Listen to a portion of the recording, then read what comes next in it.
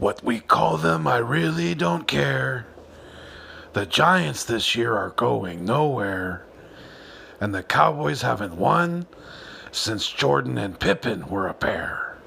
You are now watching a Philly Fuego production. Gracias, amigos. Fly, Eagles, fly. Welcome to the Nest Out West, where Eagles fans are always the best. I will always ride or die for this team, and when I'm gone, please bury me in green. Now I don't want to come off like I'm bragging, but I'ma bring the heat like an effing dragon. You can call me Fuego, aka Phillyzilla, coming to you like the Thriller in Manila. Lots of collabs and live streams galore. You're gonna love what I have in store. Giving you my all, I always will try. And just remember, it's fly, Eagles, fly. Yeah.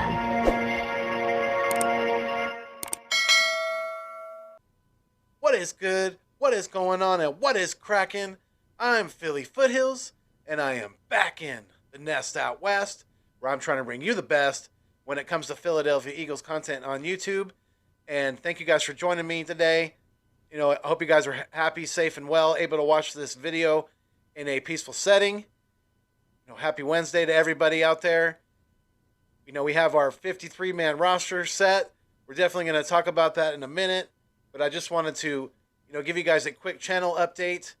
We are just about to reach, hopefully today with this video, and do a live stream later this evening. We will be at the quarter mark when it comes to the watch hours. So we're just about to 1,000 watch hours. So hey, let's go. Appreciate you guys so much. Thank you very, very much for all the continued love and support for not only myself, but the Nest Out West, Philly Fuego Productions, and all the fun stuff we do out here, as well as bringing you great Eagles content along the way. But yes, let's jump right into the content because you guys definitely deserve it, and I want to get your guys' feedback and definitely give you guys my opinion as well. But yes, thank you guys so much because like I always say, you guys are the food and the water to the channel. Without you, it does not continue to survive. So if you're feeling the vibe, please make sure that you like, share, comment, and subscribe to keep my dreams alive. Let's go.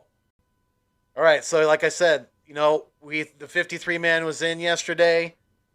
It is the obviously the initial 53-man roster, and for the most part, was not overly shocked by the players that were kept. There were a few that did catch me off guard a little bit, but it looks like now everybody has passed through waivers. Nobody was picked up as far as anybody that the Eagles released. So we've already, besides the 53-man that I'm going to get into in a second here, we've brought back 6th-round draft pick Jacoby Stevens, who, thank you, Lord, for letting him pass through waivers.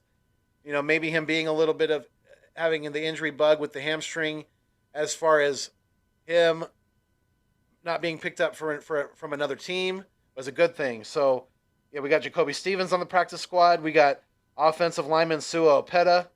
Jason Huntley was signed to the practice squad as well, so look for him to possibly be on the active roster come week 1, if not too long after that, because he's got a lot of special teams capability. And yeah, if it wasn't for the rib injury, Jason Huntley would have made this 53-man roster. I really do think so, but he's another part of the practice squad, along with Craig James, Michael Jaquette. Take that for what it is. We also brought back offensive lineman LaRaven Clark, Ross Pearsonbacher, and then undrafted free agent Kewodi Owosika. He's also been brought back to the practice squad, along with Elijah Riley, who's a safety. And we also have signed defensive tackle, undrafted free agent out of Florida State, Marvin Wilson. So he's also part of the practice squad. And Matt Leo, who's a defensive end, he's also part of the practice squad. He is the 17th man, though, So he does not count towards the 16th man practice squad, which is pretty cool. It gives us an extra man. He is a international exemption because he's from Australia. And yeah, Matt Leo's the 17th man. So right now I have us at 1, 2, 3, 4, 5, 6, 7, 8, 9, 10 people on the 16-man practice squad. So we still got 6 spots available. You know, Travis Fulgham and John Hightower both were not picked up by anybody. So look for the Eagles to possibly bring them back to the practice squad. You know, I know there's been issues with productivity from Travis Fulgham as of late and commitment issues with John Hightower, but you know, it is what it is at this point. If the Eagles feel that, you know, they're the best talent out there, that what we can acquire, then hey, it is what it is. You know, like I said, we're just going to have to live with it at this point, but yeah, I mean, the quarterback situation, wasn't surprised about what we kept on the 53 man. Obviously, Jalen Hurts is our starter. He was named our starter. Thank goodness for that as well. Let's go. It's Hurts season, baby. Let's go 100%. You know, Sirianni finally did vocally name him the starter yesterday in the press interview that he did with media, and Howie Roseman was there with him as well. But yeah, Jalen Hurts is our number 1. Joe Flacco's our number 2 at the moment. And yeah, we did pick up Gardner Minshew. And, you know, I think it was with the Minshew thing, I really do think it was a combination of us being interested in him and also not wanting teams like the Washington football team, possibly the Dallas Cowturds, picking him up and having him on their roster, you know, because Dak's shoulder is still not fully ready to go. You know, I'm hearing he's not going to be 100% all season long. I've also been hearing that recently cut Cam Newton could be headed to Dallas. So we'll have to keep our eyes and ears out for that, because Cam Newton is now a free agent quarterback, and the Dallas Cowboys did release both Garrett Gilbert and Ben DiNucci. So their backup quarterback right now is some guy named Cooper. I don't even know who the hell the backup quarterback is for the Dallas Cowboys at this point. Cooper Rush, I think it is. But yeah, I wasn't super surprised that we kept 3 quarterbacks on the active roster.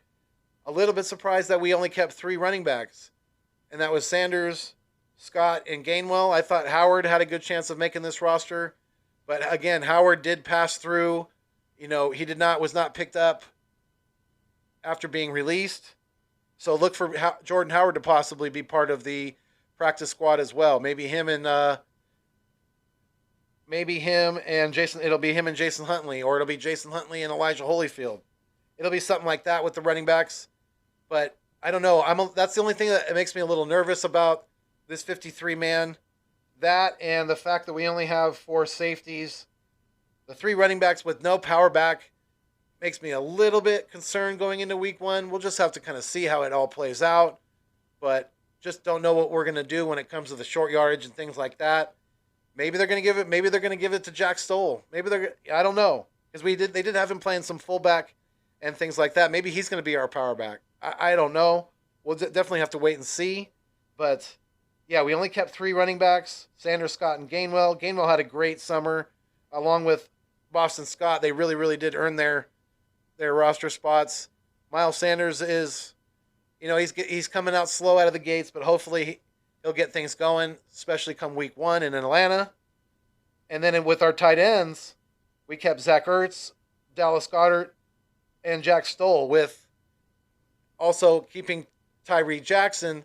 Well, I think we all know that Tyree Jackson's going to be he's going to be placed on the short-term IR because he's not going to be healed from his back injury until, I'm hearing, mid to late October at the earliest. So, you know, look for, you know, Tyree Jackson did make the 53, but he's definitely going to be moved to the short-term IR, and that's going to open up a roster spot. So somebody's going to get bumped up to the 53. That's on the practice squad more than likely.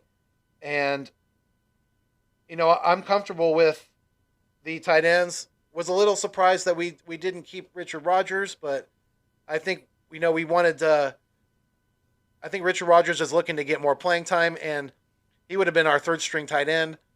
I think he's definitely looking to be at least at number 2. So look for him to probably go to Green Bay, go back with Aaron Rodgers, and be a part of that high caliber offense with the Cheeseheads. But no Richard Rodgers. I know some of you were disappointed about that, but maybe we bring him back to the practice squad if nobody's interested in him. I don't know. We'll just have to wait and see. I don't see that really happening. I think somebody would probably be interested in his services, but you never know. And with the wide receivers is another kind of juicy topic, right? We only kept 5. And yes, J-Jaw did make this team. I know, Philadelphia Eagles fans, it's a tough pill to swallow with us cutting Travis Fulgham, with John Hightower being a disappointment with his commitment issues. I mean, hell, they're both were disappointments this summer and this preseason. So, but with the preseason games, Travis Fulgham really wasn't put in the best situation with booty ass cheeks Nick Mullins as his quarterback throwing him the football. So, I mean, take that for what it is as well. But yeah, our wide receivers are obviously the top 3. Our part of our young gunners is Devontae Smith, Jalen Reagor, Quez Watkins, and then we kept the other 2, just as I said in my most recent content. The 4th wide receiver I thought was going to be Greg Ward Jr., which it is, and then our number 5 is J.J. Arcega-Whiteside. So we don't currently have any wide receivers on the practice squad, so look for the Eagles to definitely make some moves in that department at that position. So we'll just have to kind of wait and see. Because with only 5 on the active roster, 5 wide receivers on the roster completely total right now with, like I said, none on the practice squad, definitely look for the Eagles to add some players at that position. But then onto the offensive line, it was pretty cut and dry there for me. They kept Jordan Mulatta. He obviously is our trenched in starting left tackle right now. He has had an amazing summer and is continuing to progress into probably one of the better left tackles in this league. And I'm really, really excited to see the possibility of him and Landon Dickerson on the left side of the football. That just makes the hairs stand up on my arms, because it just gives me the goosebumps thinking about that. But we kept Jordan Mulatta, Andre Dillard, Brent Toth, Isaac Seumalo, Landon Dickerson, Jason Kelsey, Nate Herbig, Brandon Brooks, Lane Johnson, of course, and Jack Driscoll. Those are our offensive linemen. I think that's a good, solid core right there, with us bringing back LaRaven Clark, Ross Pearson-Bucker, and Kewodi Owosika onto the practice squad for, offensive line depth in case we get some injuries there. But, yeah, I think, they brought Dickerson up for a reason. He's not going to be redshirted at all this year. As soon as he's 100% ready to go, I see him stepping in at the left guard spot. And then you're going to have Mulatta, Dickerson, Kelsey, Brooks, Johnson, probably one of the most scary, dangerous offensive line, when healthy, obviously, in the NFL. So that's really exciting to think about. I'm sure these running backs are like salivating and chomping at the bit, waiting to run behind this offensive line, because they're going to be opening up some holes, guys. Just wait and see. It's going to be exciting. I think we're going to really be a run-first team this year, winning in the trenches and firing off that ball and really attacking the opposing team's, defensive line, and even the next level linebackers and so on. But so that's our offensive line, and then on to the defensive side of the ball. Our defensive line consists of Brandon Graham, my boy, obviously my favorite Eagle. Very, very excited to see him yet again in the midnight green this year. The addition of Ryan Kerrigan is exciting as well. He had the thumb surgery, so hopefully he's going to be ready to go week 1 and can contribute out the gate. Also, we kept later round draft pick in Teron Jackson as part of our defensive line. He's a defensive end, giving us that depth there. We also kept, obviously, Fletcher Cox, anchor in the middle, along with Javon Hargrave. We have our draft picks in Milton Williams, and then was really kind of surprised that they put um, Marlon Tuliaututupu on the active 53. Maybe they were worried that he wasn't going to clear waivers and that somebody was going to pick him up. I think that's probably the thinking behind that, because he really did not have a very good summer or preseason. He was getting dominated out there a lot of the times, and yeah, so definitely, there's a reason why we brought in this guy Marvin Wilson, undrafted free agent out of Florida State, as defensive tackle depth onto our practice squad, because T.Y. McGill is on the COVID-19 reserve list right now, and then Hassan Ridgeway was released. So, we'll see if maybe we bring back Ridgeway onto the practice squad. I don't know. I think maybe they're going to keep a spot there for McGill. But, yeah, Big T, as I like to call him, Marlon Tuliaututupu, was definitely a surprise to me that he made the 53. Was not. I thought, I didn't know Ty had been put on the COVID list. I don't know when that news broke, but I thought McGill had a better chance of making the active 53. But we also have, obviously, Josh Sweat and Derek Barnett on the other defensive end spot, rounding out our defensive line.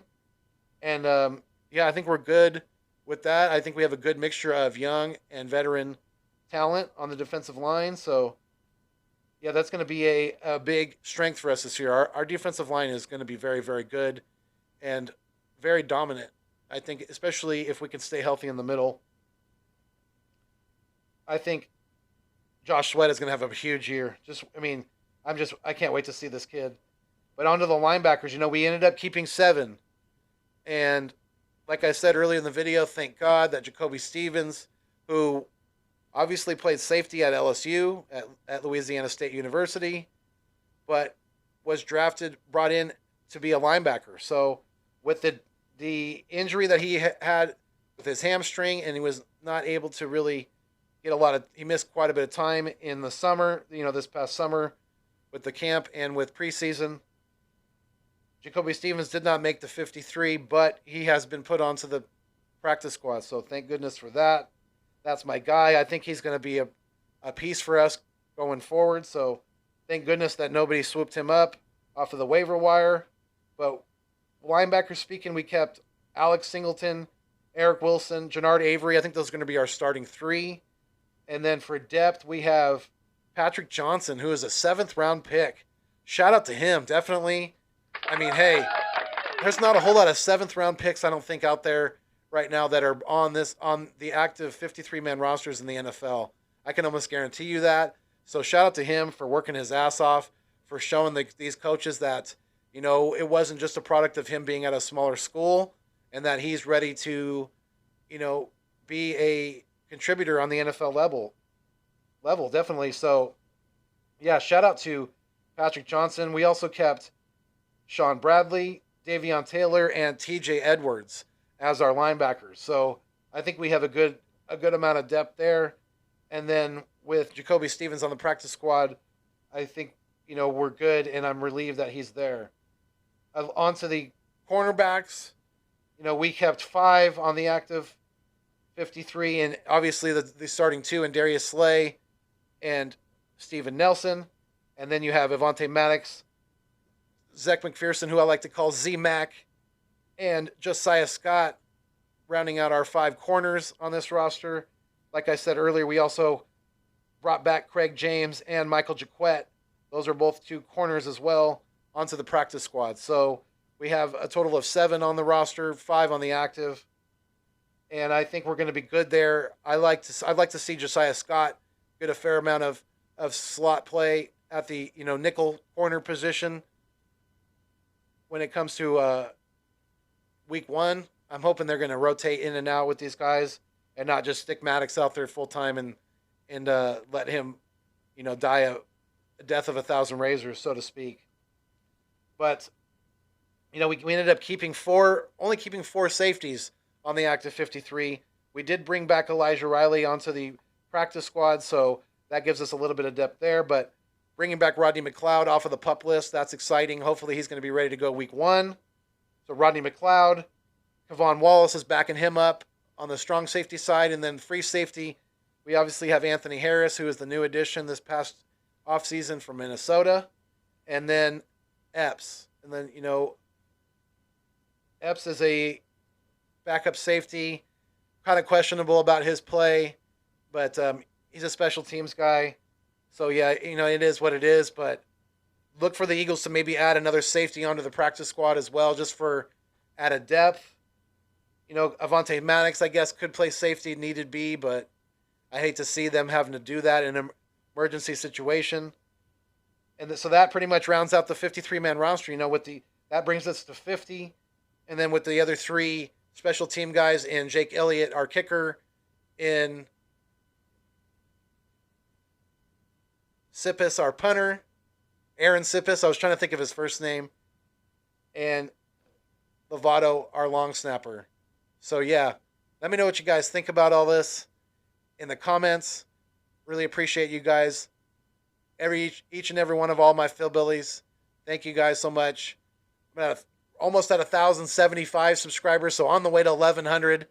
Couldn't do it without each and every one of you guys out there. So until next time, we fly until we die. Stay mean, stay green. Thanks for viewing me on your screen. But most importantly, keep it fuego.